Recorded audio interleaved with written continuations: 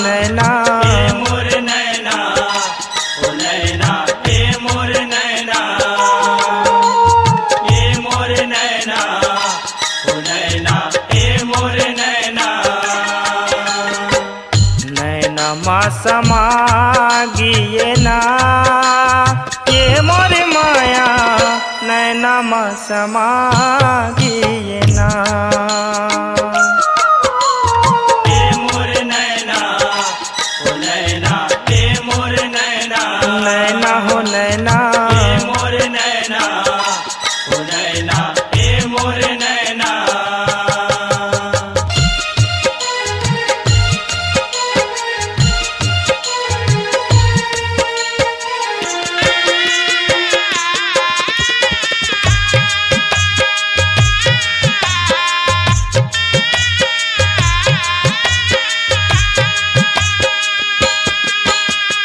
नैना मा नैना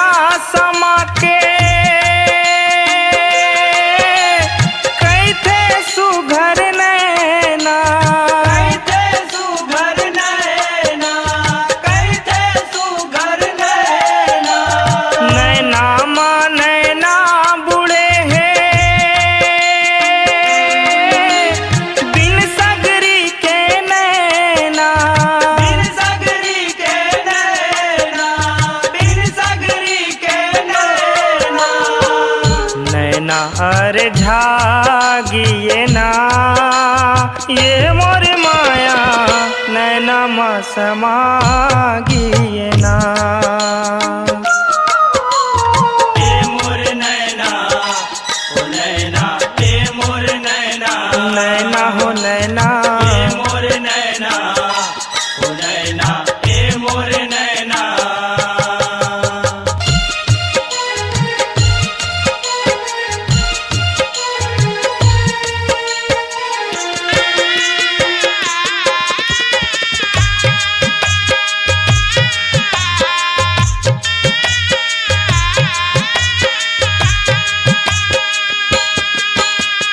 नैना कहना झूठ लबारी नैना के दर्पण नैना नैना के दर्पण नैना नैना के दर्पण नैना नैना माना छल कपट है देखला माने नैना देखेला माने नैना देखेला माने नैना नैना बतला गिए ना ये मोर माया नैना मा समा गिए ना ए मोर नैना ओ नैना ए मोर नैना नैना हो नैना ए मोर नैना ओ नैना ए मोर नैना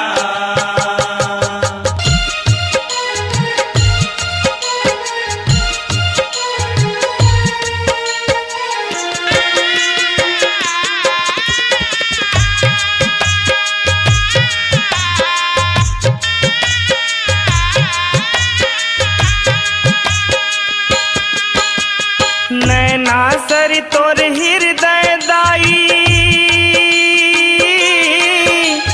कोमल कस है नैना कोमल कस है नैना कोमल कस है नैना नैना है ज्योति स्वरूपा नैना के आशा नैना नैना के आशा नैना नैना के आशा नैना नैना जगा गिए ना ये मोर माया नैना मा समा गिए ना ए मोर नैना ओ नैना ए मोर नैना नैना हो नैना ए मोर नैना ओ नैना ए मोर नैना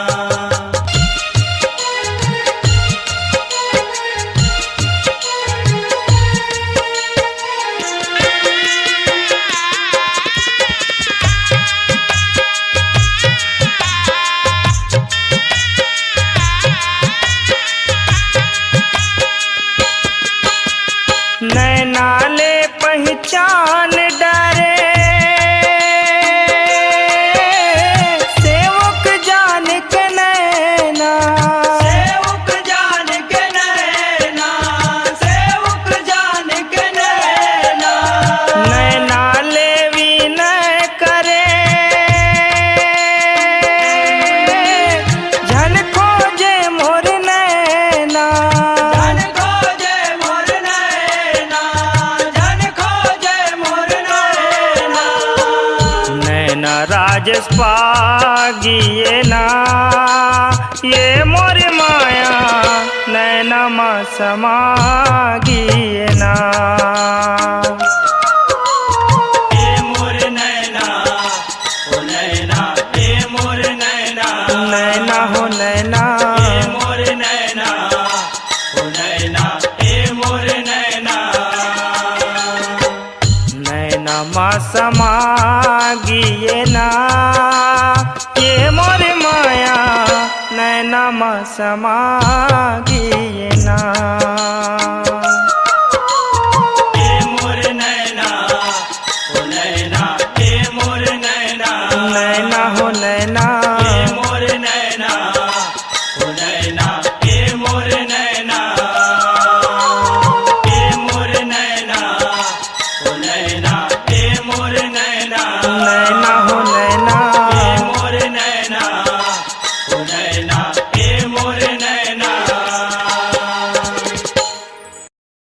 अपनी आवाज को दीजिए एक नया मुकाम। डिजिटल रिकॉर्डिंग की दुनिया का जाना पहचाना नाम स्वरांजलि, जहां गूंजती हैं ध्वनियां अपनी माटी की सौंधी सुगंध के साथ। छत्तीसगढ़ी संगीत के विविध रंग जो पहुंचाते हैं पूरे प्रदेश में डिजिटल रिकॉर्डिंग के संग। स्वरांजलि स्टूडियो, नेमीचंद गली नंबर 2, गंजपारा, रायपुर।